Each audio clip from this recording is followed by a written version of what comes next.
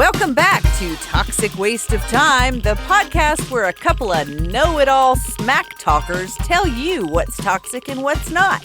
I'm Ivy, and what I say goes. That's damn right. And I'm Katie, and if you start whining, I just might give you something to whine about. Ivy wrote that.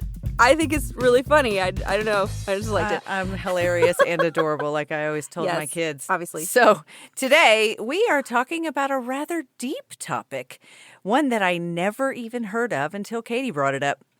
Ancestral relationships and generational trauma, also known as intergenerational trauma or transgenerational trauma. And this shit is wild. So let's have an icebreaker. I said it wrong.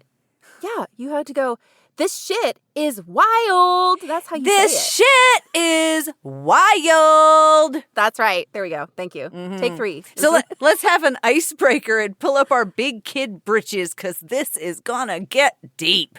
That's right. And Ivy doesn't like to do deep, but we're going deep today. I am shallow. Cilantro. All right, great. Do you have a relationship with cilantro? I do. Cilantro is that herb thing that's green and it goes on pico de gallo, etc. My relationship with it is it's fine. Don't put too much of it, dude. That's people tend to go ham with the cilantro. And it doesn't I'm not a person that hates cilantro. I like it fine. It counts as a vegetable, but I don't need a pound of it. It what? It counts as a vegetable, right? It's green. It's you could put it in a salad. Okay. What? Sure. Ketchup counts as a vegetable according to the FDA. Does it? I don't know. I think it used to. They change that shit all the time. Well, because tomatoes aren't vegetables. They're fruits. Yeah.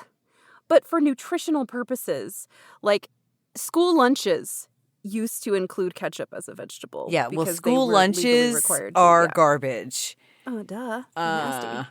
Yeah. Anyways, how do you feel about cilantro? Do you have a toxic relationship? No, my husband hates cilantro. That tracks.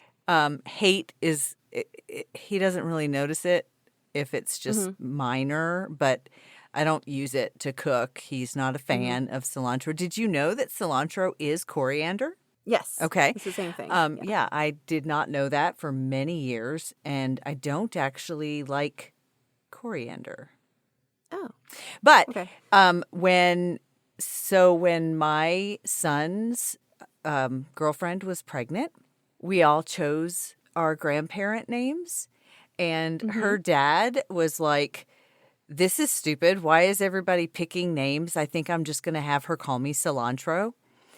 And and that is my relationship with cilantro. Every time I see the word or hear the word, I think of Tata because he actually is Tata. But yeah, his joke was, she's going to call me Cilantro. Okay. I know that cilantro is one of those things that they say, if you have a certain gene, there's a genetic trait of hating it because it tastes like soap to you. Have you heard this? No, but I've heard that about other things that certain people have a certain soapy taste from certain things. Yeah. That's interesting. I didn't know My that. husband loves cilantro, and that surprises me because I think he's like a super taster. I think that's what makes him such a picky eater is that he can tell me, oh, you only put 4 bouillon cubes in the soup instead of 5. He knows when something changes like that. That's wild. It's wild. And I'm like, are you a mutant? See, my husband's the opposite. He's a picky eater, but he doesn't taste. He doesn't realize it? Yeah. That's funny. Well, all right. That was a nice little icebreaker there. Very gentle. It was a gentle icebreaker. So cilantro, is it non-toxic? Is it toxic-ish? Or is it a toxic waste of time? You know what? I think arguing about it is a toxic waste of time. I think it's non-toxic. I think it's non-toxic. Unless you're allergic to cilantro. I guess if you're allergic, don't fucking eat it. But I mean, it's an herb. So to me, that is a vegetable. I like herbs. I like herbs too. Okay, great. Well, let's talk about some bullshit here. Yeah, so Some bad stuff. well, I mean, when I saw ancestral relationships and generational trauma on our subject list, Mhm. I was like, what the fuck? What does that mean? Who has relationships with their ancestors? And then when I mentioned it to you and you were like, oh, Blair on Facts of Life. And I couldn't even believe you remembered me telling you about her grandfather being in the KKK. Yeah. So I had no idea. So like when you brought it up, when I read the list, I was like, I barely know my cousins, let alone my ancestors. Yeah. You know, I mean, I know some stuff about my family, about everything, but I never really cared. So, like, it wasn't really like, I don't really care about my ancestors. And then I started reading about it, and it's not even that. It doesn't mean your relationship with your ancestors. It doesn't mean how you feel about your ancestors. It's pretty wild. Did you know that trauma that took place in our ancestry actually wound up in our DNA? I had no idea. Yeah. I know there's a book that's called The Body Keeps the Score, I believe is the title, and I think it touches on that. Yeah. But yeah, that there is like a physical scar. Yeah, there's genes that hide in your body dormant, just in case you need them, which is weird. They can just like jump in and help out for survival, I think is what I read. We'll get into it. Jump in and turn into anxiety.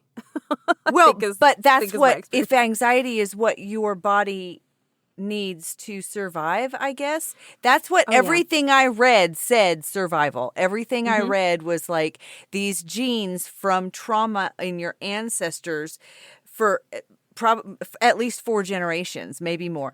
The genes get passed on. They're epigenetics. Yeah, I mean it's all in here. I'm getting ahead of myself. So let's this is cool stuff. It is cool stuff. It is wild stuff. It is deep stuff.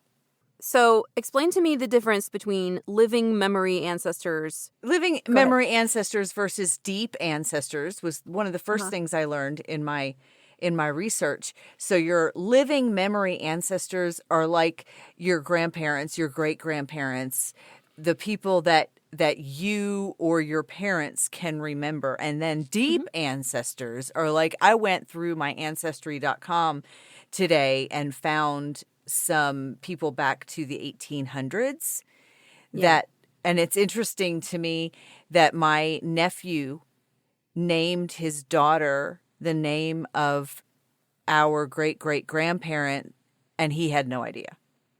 Oh, wow. Yeah. So, and then I also learned where my dad's middle name came from through my Ancestry.com, which is interesting. Cool. Yeah. Cool. I've also done my Ancestry.com stuff. I got really into that a few years ago. So my dad's side of the family, I think I've mentioned before, my dad was kind of estranged from most of his family. But his grandmother, there was always sort of a family story that she was a significant part Cherokee. And I started looking into my ancestry mostly because I wanted to find out if that was true. And it was so interesting, but I never really got like a full, clear answer. What I did find was that my great-grandmother, so my dad's grandmother, she was the one who had, I think it was her grandfather and her father added to the Indian roll. So she knew officially that they were, and I don't know how she knew, but she did. So anyway, that's what I found out. That was one of the. But did your ancestry tell you that there was actually indigenous? No, because I read in all of this research that a lot of people claim that, and it's not true. That is very common in American people to make the claim, or for it to pass down generation to generation, and for you to think, oh, well, I started here. you know, this is where I started. But here's the thing about DNA. So you can know 100% for certain that your family is from Sweden, let's say. Like you have records of it. And then when you spit in the tube and it doesn't come up with anything from Sweden, that just means that the parent who passed on the Sweden DNA marker didn't get passed on to you. So every time that there's another generation, you get half of one parent and half of the other parent's DNA. So it could have mean that gene just didn't continue into your DNA. Well, it doesn't mean you're not Swedish. It doesn't, but yeah. But you're still right. There's a lot of people that make that up. There's a lot of people that don't know whose families just, because before there was DNA testing, you could tell your kids anything.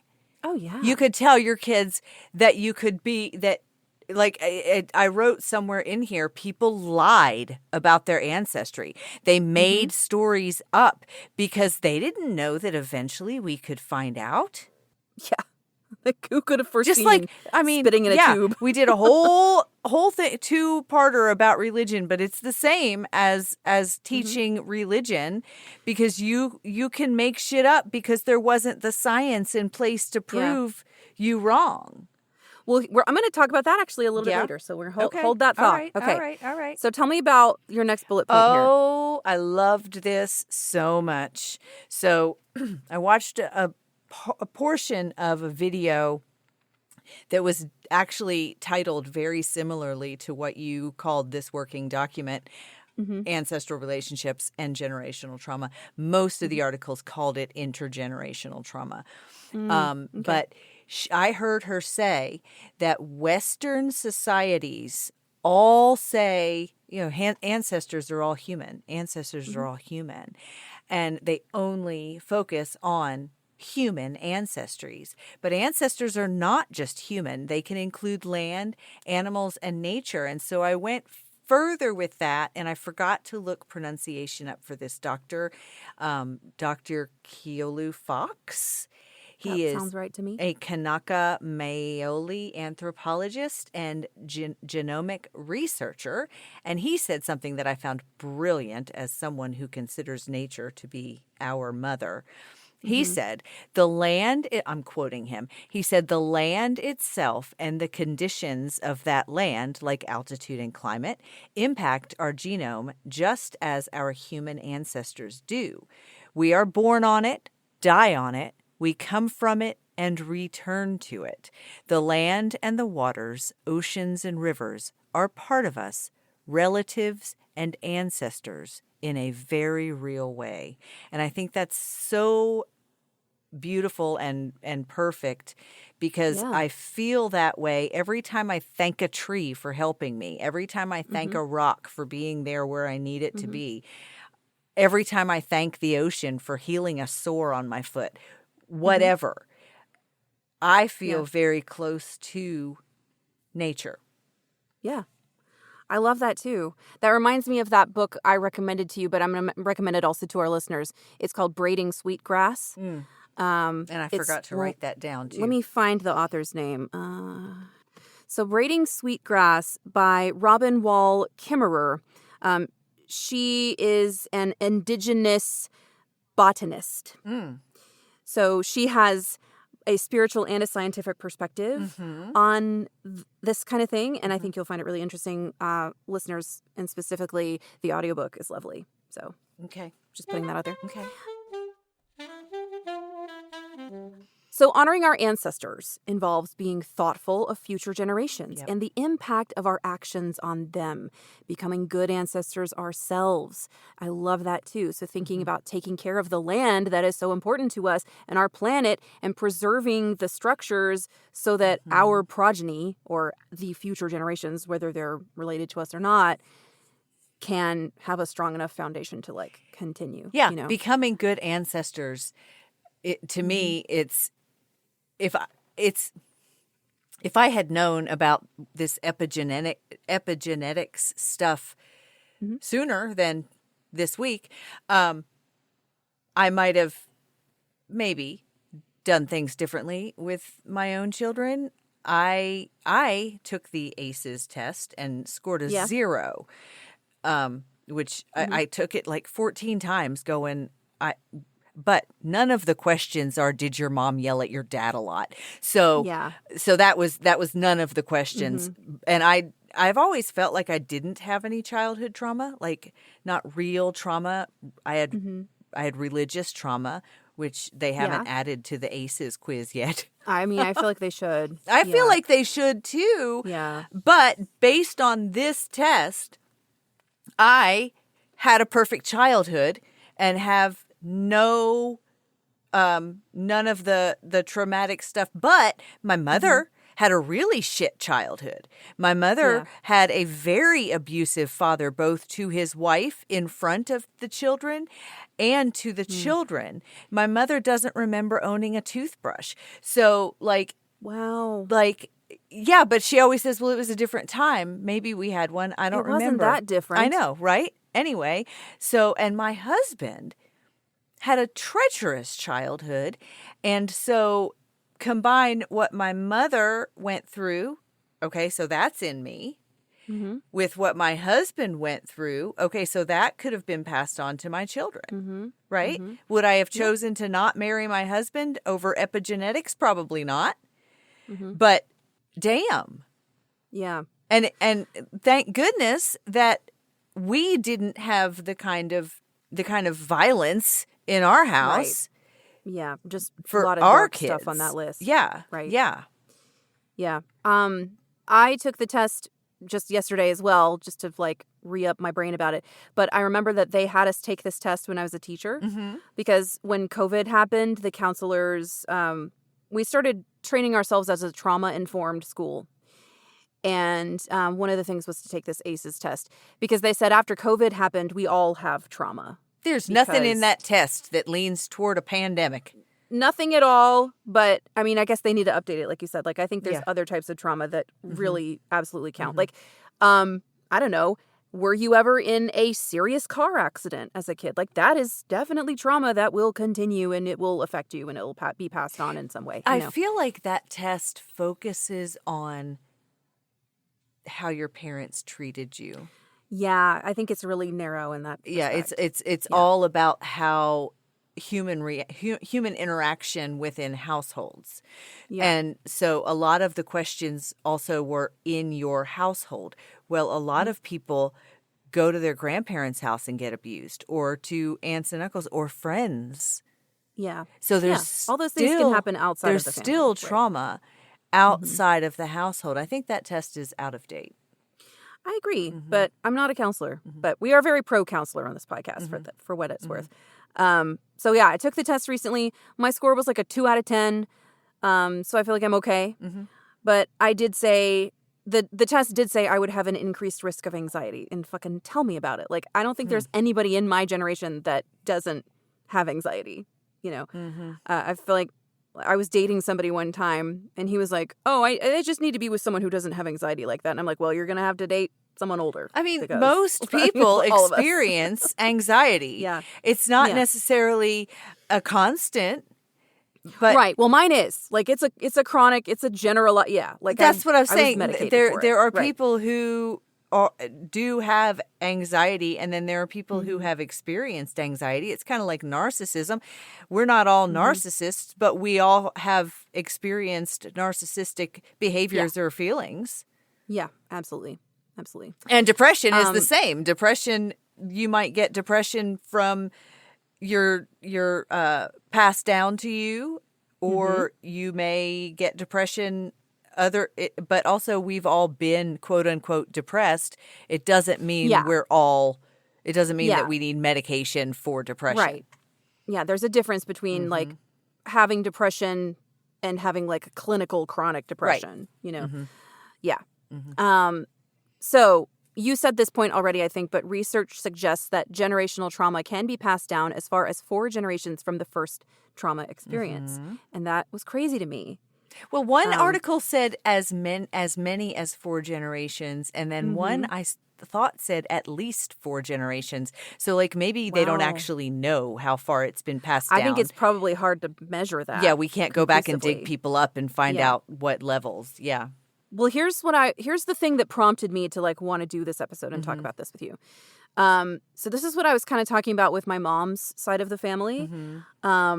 When I first started learning about narcissism and I started noticing these traits in my family, right?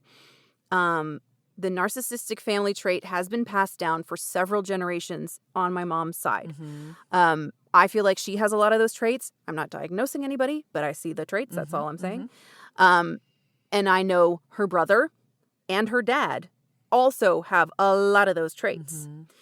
I also know that my grandfather, he's passed on, but I know that when he was 17, he lied about his age so that he could join the Navy. And this was like during, I want to say it was like late World War II. Did we already have this conversation? Because so did mine. We might have. My Really? grandfather. Oh, yeah, that he both lied about their age. My grandfather I think did you and too. I might have talked about it. But also, so I have a physical like picture of the enlistment card when he enlisted. And he has also changed his name on the card because my grandfather's middle name was his mother's maiden name. And he removed that from his name. I know that he had a very strained relationship with his mother. So to leave his home at 17, lie about his age, join a very dangerous time to join the military voluntarily, and like remove her name says to me he was leaving home because he wanted to get away from his mother. And the fact that he's the one in my family that passed on that trait to his son and somewhat to my mom, like that's to me what generational trauma looks like. Or, this sort of passing on of a bad family relationship from one generation to the next, even if it's totally subconscious, because like our reaction to the trauma that we have been through is sometimes like not even clear to us why we act the way we act. Right. And it And makes you wonder sometimes. Yeah. It makes me wonder sometimes about maybe something that I have forgotten or something, But also, first of all, back to my grandfather, his mother came and got him and tattled to the Navy on him. She was That's like hilarious. a slap on the, yeah. My dad told me that story. He was like, and my grandmother went and got him. And she was like, he's not old enough to be here. I think he was 16. I feel like my grandpa might have changed his name for that reason because he was afraid she was going to find him. That's so wild. Like, because and the entire time I knew him, he never talked about the Navy. Never wanted to tell a story about it. Never shared any experience with it. All I know is that he hated it. And then I was not like eligible for any of the benefits that you get when your family is a veteran because of the way that he was discharged. Oh. So he was not dishonorably discharged, but he was like a step down from that. Got it. So I posted on Facebook one year on like Veterans Day that I didn't have anybody in my family that had I don't have anybody. Like I don't know anybody that was in any. And my dad corrected me. He was like, my dad joined either the Navy or the Air Force, and when he was not yet 18 and his mother came and got him and took him home, and then he joined again. And then my grandfather actually invented something for the Air Force, something to do with the helmet. And my dad has had a memory of men with briefcases handcuffed to their hands leaving with his dad. And I was always like, why aren't we rich? If he like invented something, where's my helmet money? Yeah. Government, where's my helmet money? Right. So what I was thinking of, and it is kind of like that, like passing down, inheriting traits, known traits. But what I was reading based on these topic names is like the little hidden epigenetic things that aren't quite DNA. And they kind of hide, they're genes that hide and stay dormant until, like I said, you need them. But like what I was saying was my mom had a horrible, horrible childhood. She is one of 6 children. She is one of 2 of those who did not go on to have similar situations.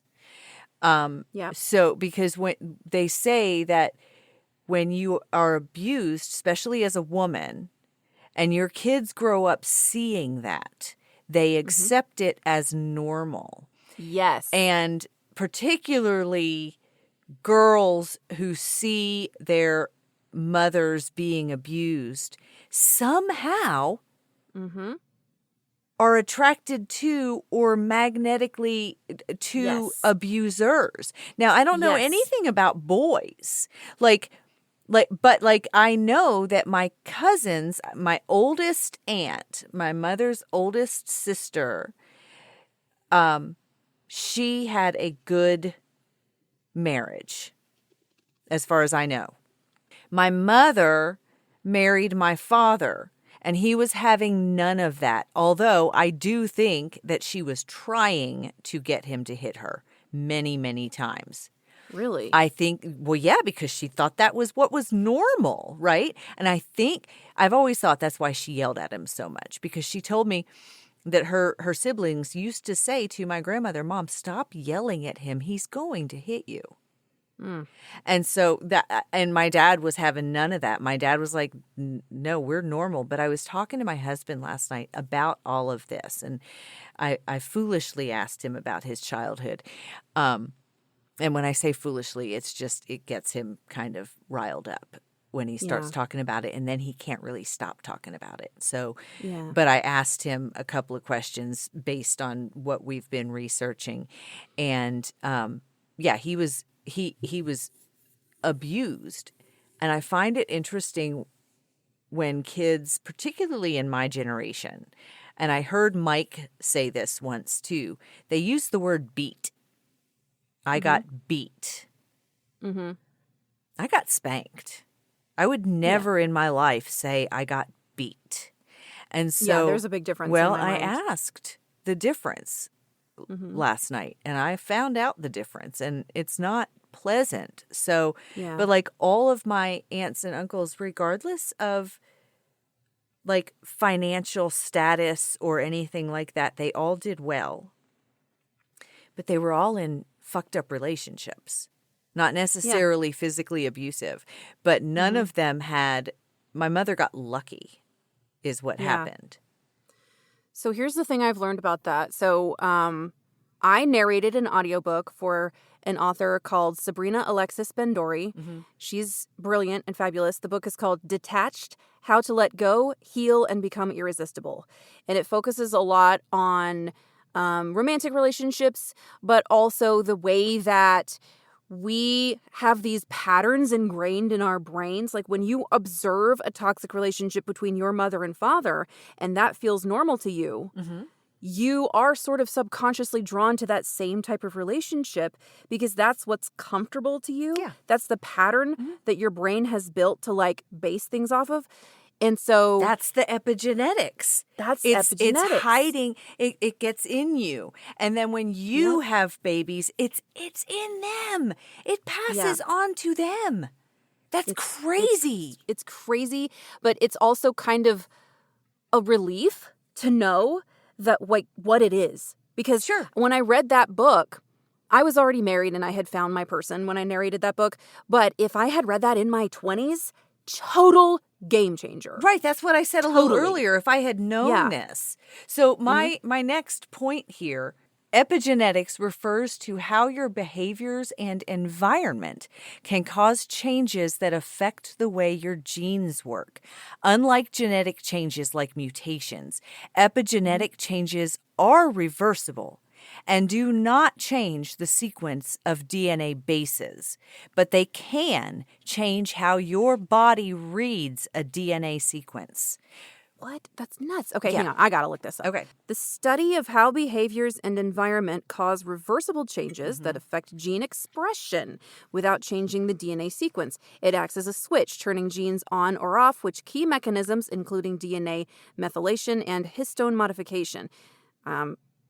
Google that. This field bridges nature and nurture, showing that diet, stress, and lifestyle influence health and disease. Oh, interesting. And I wonder I'm glad if there's a word for this. I wonder if it's a dormant gene that allows moms to lift cars off their children and stuff. Like, it reminds me of that too. It's been reminding me of that the whole time. Like these things that we have no idea what we're capable of until we have to use it. My brain is buzzing so much right now. Like that's inspiring in like a story writing kind of way. I know. For me. I love that. Like I want to write a story about latent genes and like very cool stuff. Very cool. Love that. Okay. Generational trauma can happen through genetic and cultural transmission or direct exposure and learned behavior. Genetic transmission refers to the possibility that trauma can affect a person's DNA and potentially influence the health of future generations. Cultural transmission refers to the way that trauma can be passed down through family stories, traditions, worldviews, and beliefs. Family stories. See, my mother told me all about her childhood. I know some pretty rough stories from her childhood, but I told my husband last night, my mother also has a bit of narcissism in her. Wonder why it is I know so much about my mom and I don't know jack shit about my dad's family. It sounds to me like because my mom was prioritized in our home, and my dad lifted her up too. My dad treated her like a fucking princess.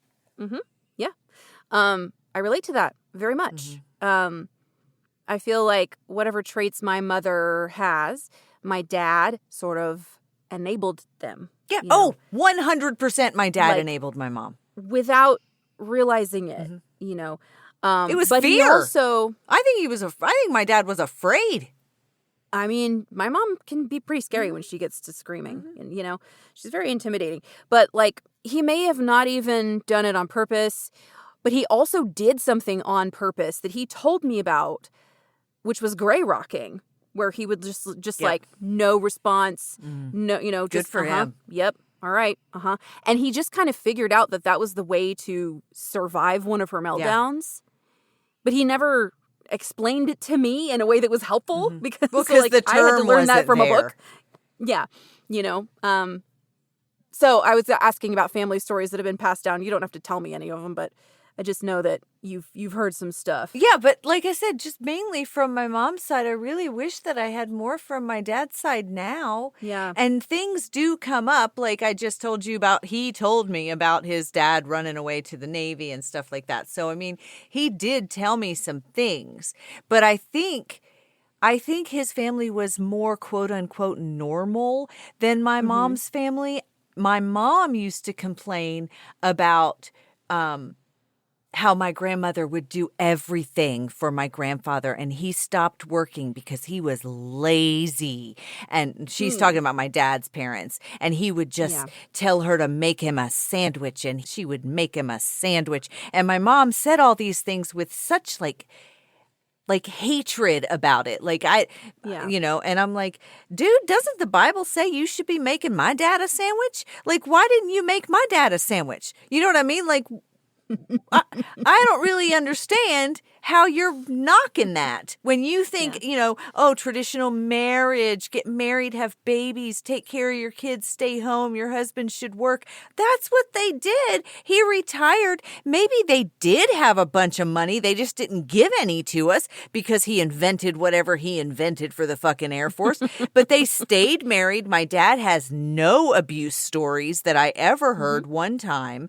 I never heard him say anything necessarily bad about his parents. I do think that he cowered to my mother's hatred of his parents and just kind of went with it. Yeah. You know? But, you know, here everybody's dead except my mom. And now she says things like, Grandma Simmons was so sweet. And I'm like, you hated her. No, I didn't. What? Yeah. You know what I mean? But that's rewriting. To this day, she will still admit that she hated my grandfather. Okay. So I have a couple family stories I can pass on. And I think it might be kind of helpful to see how this has affected our family. So one thing, and I talked about this on the podcast we did with Dawn, when we were talking about angels. Mm-hmm. So my grandmother's older sister passed away very tragically when she was 16 years old. Oh, yeah. She It talks was to you. terrible. And I have a spiritual connection with her. Mm-hmm. What happened was my grandmother's sister, her name was Oki. Oki and her boyfriend were taking a walk around dusk in the woods near this waterfall. Uh-huh. And the ground was just a little bit wet, and both of them slipped off the edge. And Did they both died. die? They both died. Wow. It was really, really terrible. I'm not going to give any more details than that. Mm-hmm. But this affected my grandmother. She saw it happen. It happened before her eyes. Oh my God, that is the worst trauma I can know. imagine. And no one should ever be expected to like get over that. No. You know, Mm-hmm. she has never really like made peace with it. Yeah, of like course. I can't even fucking imagine. And so the way that that's affected our family is like, we don't take risks like that. You know, I was taught like, you don't go somewhere when it's dark out that, you know, could be dangerous in any way. Like we're just like an abundance of caution kind of family. And I think that possibly affected my tendency towards anxiety a little bit, you know, because You the thing about having anxiety, heard that story. having heard the story as a little Yeah. kid, you know, and like there were articles in the newspaper about it. Like it was real dark. Yeah, that and put a terrible little what happened. epigenetic marker in Katie. Yes, it had to have. It had to have. I think that anxiety comes in part from the idea of like just stupid accidents can just happen to people with no reason, you know, and no warning.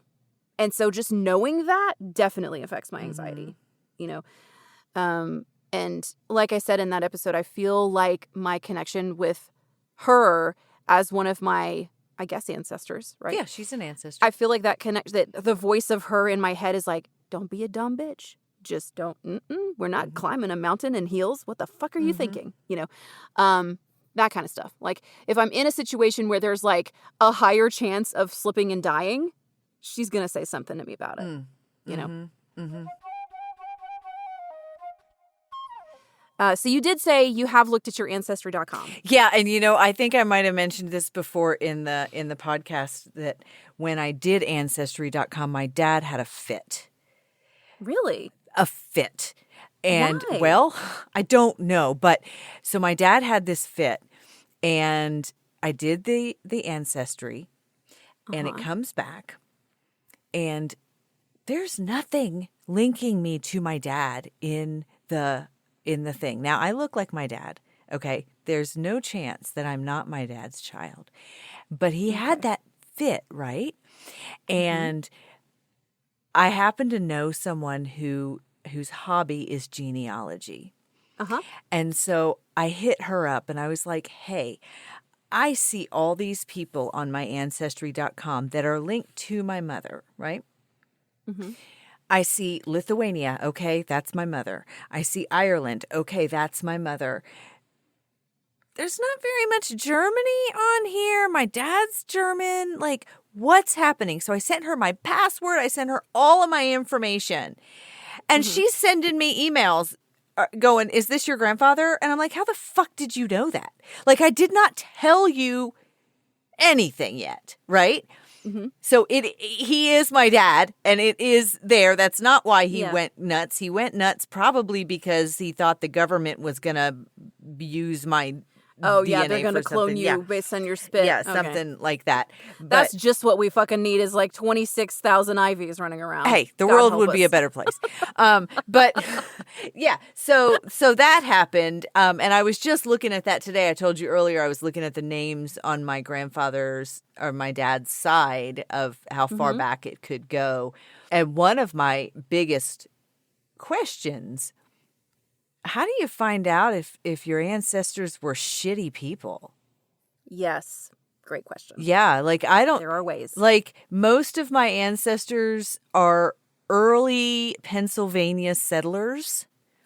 A lot of mine were too. My grandfather's, my dad's side, grandfather's parents and my grandmother's parents are both from Ohio, Mhm. which is where my dad was born.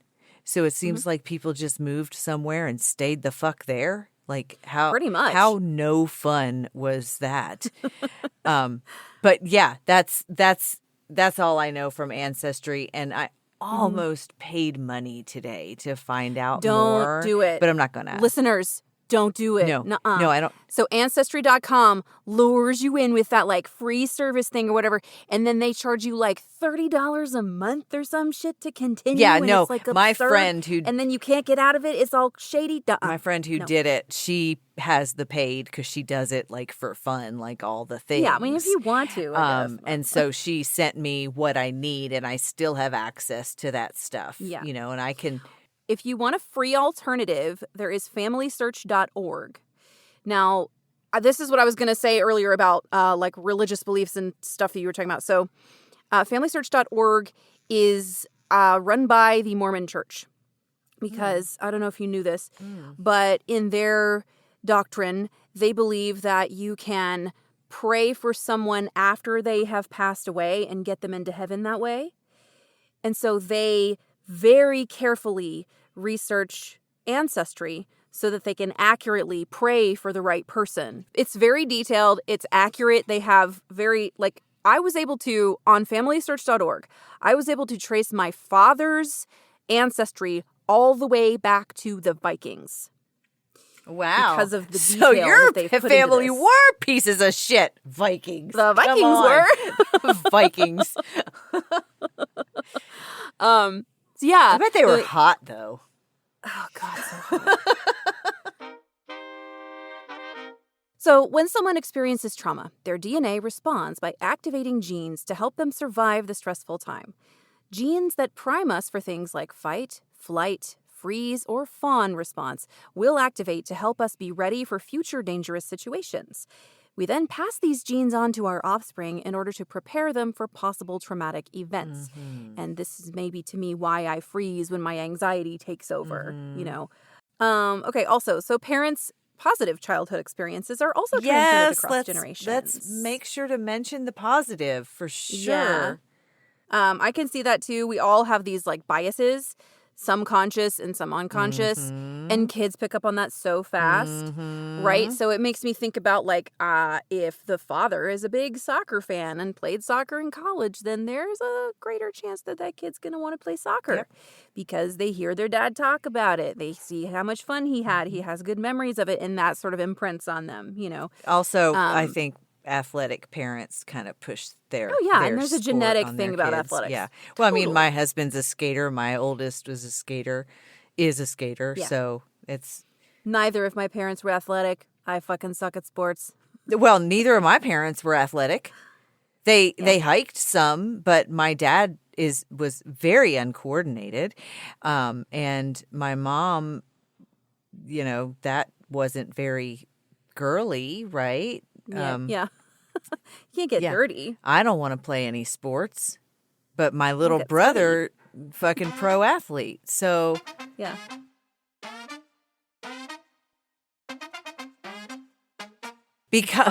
because stress responses are linked to more physical health issues, intergenerational trauma can also manifest in medical issues like heart disease, stroke, or early death, just the same as it can anxiety and depression. And anxiety can make you feel like you're having a heart attack when you're not. It can also lead that to sucks. weakening your heart. Yes. When you spend a lot of time stressed. Mm-hmm. Oh, yeah. That's called chronic stress or toxic stress or something like that. What do we do about this, right? How do we break this cycle? Okay. We marry someone like my dad, or my husband marries someone like me. That's how we fix it. Yes.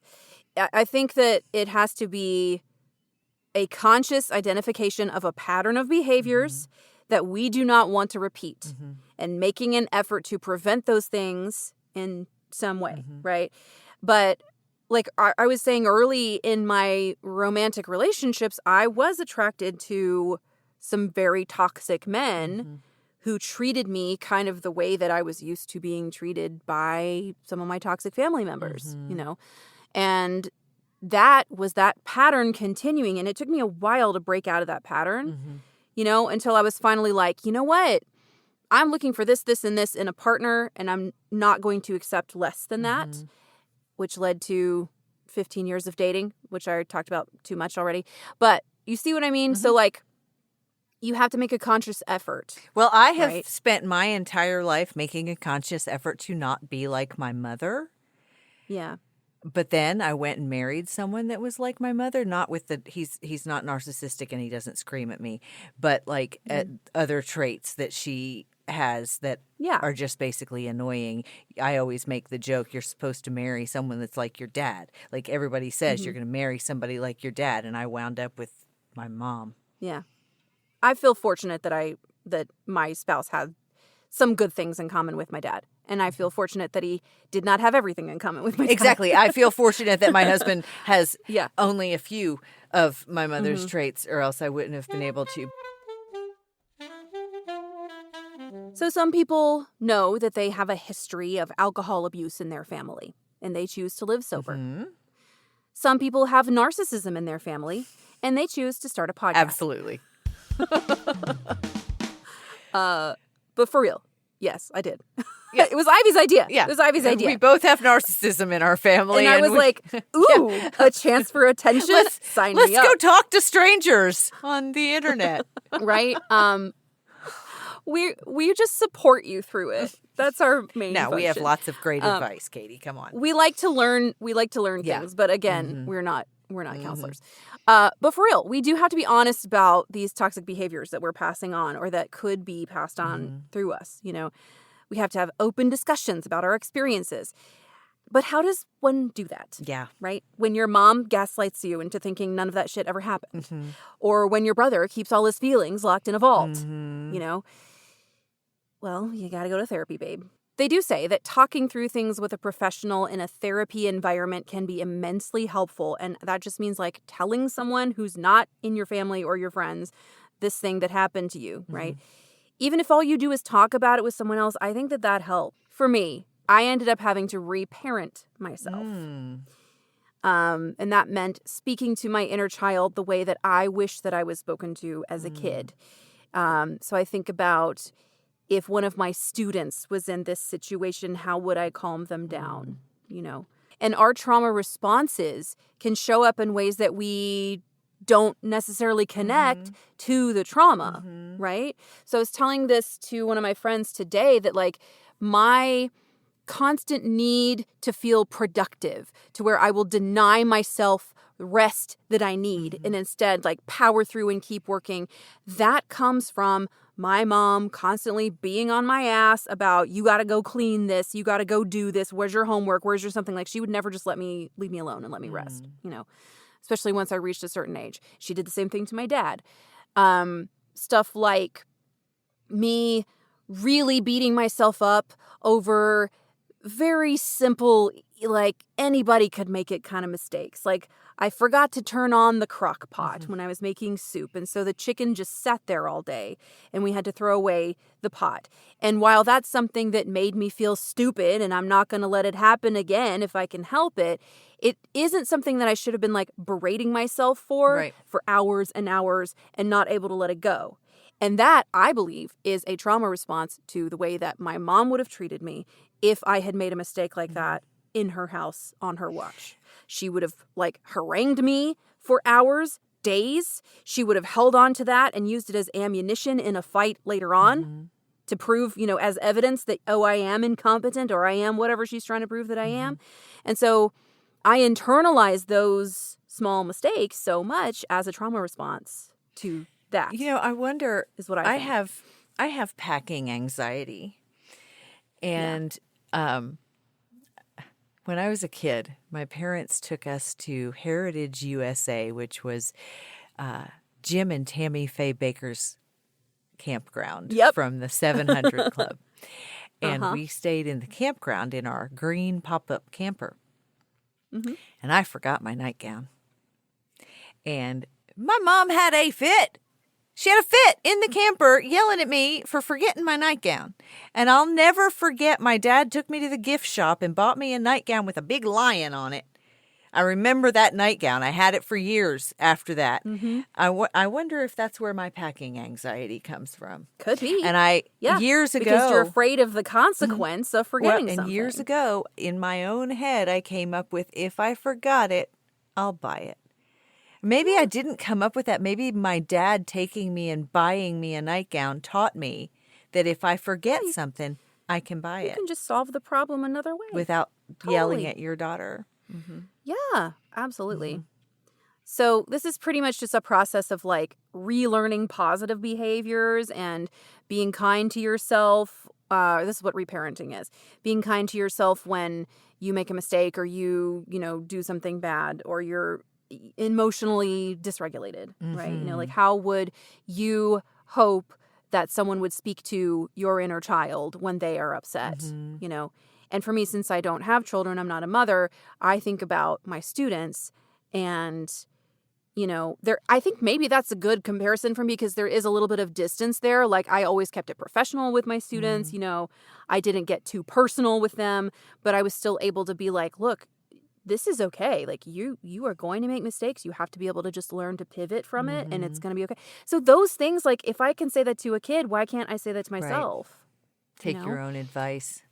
So yeah, I've just had to I don't feel like I'm totally through that process, but I've been working on it, I think, another thing I thought of while we've been talking is, I had a lot of friends die when I was young. Yeah.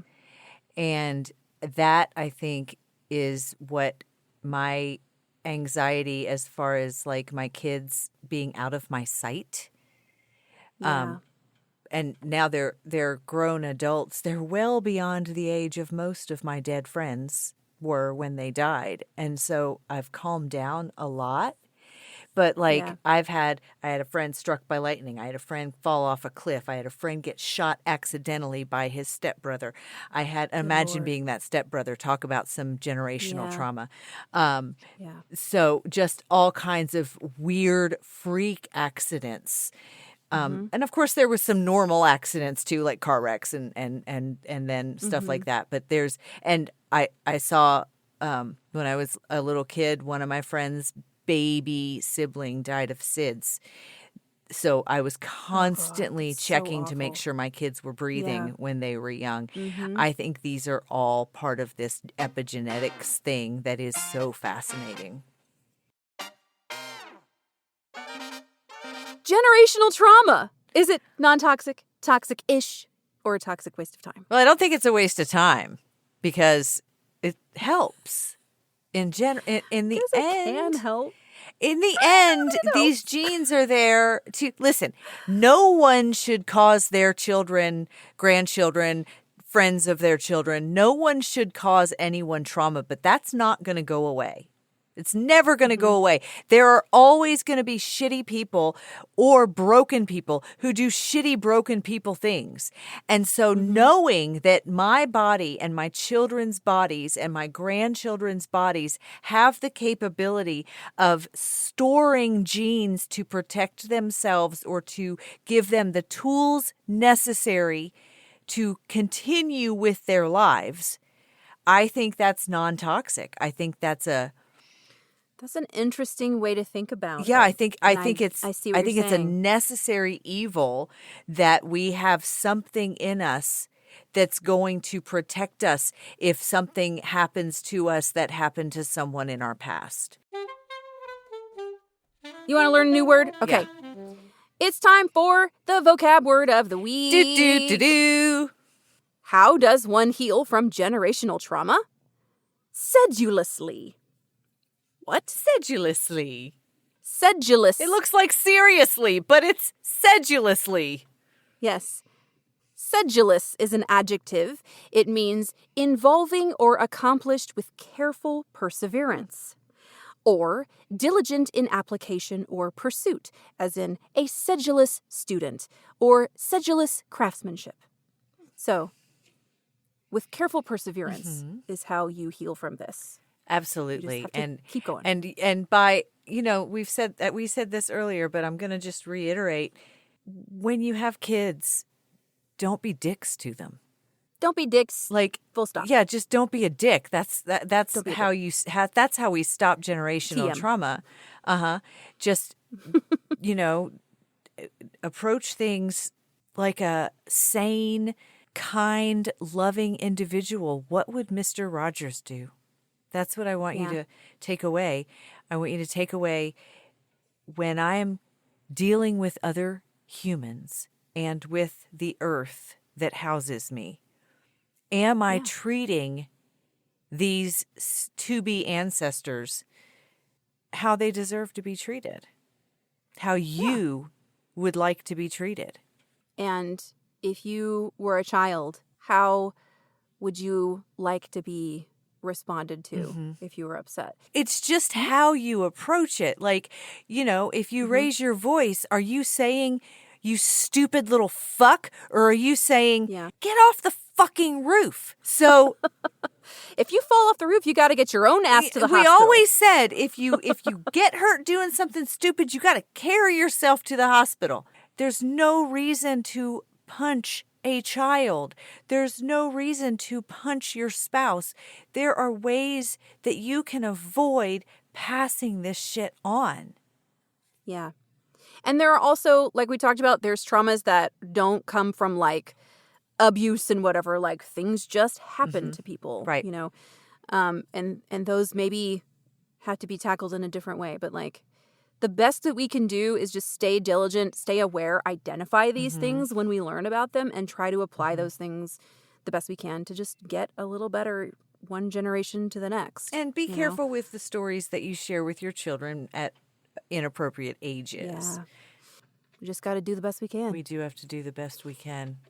I think we did the best we could with this episode, Absolutely. Ivy. This was a good one. It was fun. Very fun as it can be. Very enlightening, interesting. For as deep as it is for someone. Look at you, Ivy. Me. You went deep.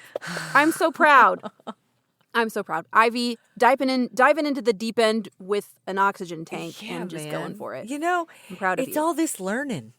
Like, I'm doing all this learning for this podcast. Learning's a good thing. I'm learning for y'all. Yeah, we love it. You love to see it. Lifelong learner. Oh, I always hated to learn. Yeah, you did a lot of research for this. I kind of just showed up and I was like, here's what I've read, blah, blah, blah. Well, I never heard of the shit before. I was like, what is this shit? Katie's got me ancestral relationships. Woo-woo the bullshit fuck? I ain't never talked to one of my ancestors. They're all dead. Like, this is factual. This is science. And guess what? Science is real. Science is real. Yeah, science is real. It's not fake. There's no fake science.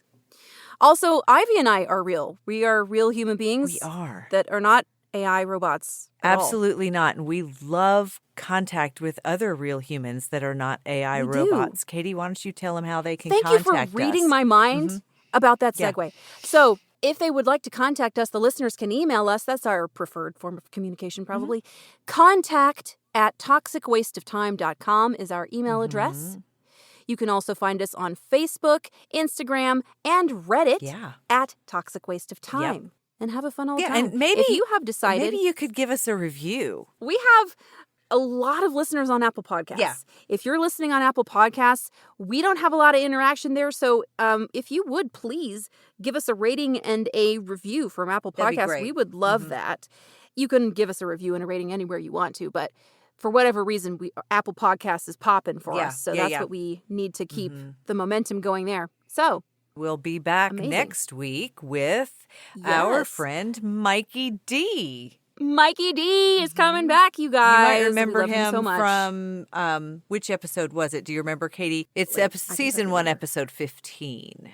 Season 1, episode 15, guest Mike D, 30 years of fights, fires, and ever-evolving toxic work environments. That's a weird, bad title, but that's the title. So if you want to go check that one out in the meantime, please feel free. We love Mike. He's coming back next time. Yeah, that'll be fun. So, we're going to talk about when toxic people return to your life, and also, what if I'm the toxic one? Do you ever think... Are you the toxic one? Do you ever think you might be the toxic one in a relationship? Am I the No, probably not. I don't if think you I'm think the that, you're villain. probably not. That's all for right, this week, friends. listeners. Thanks for hanging out. We'll see you next time. Bye-bye.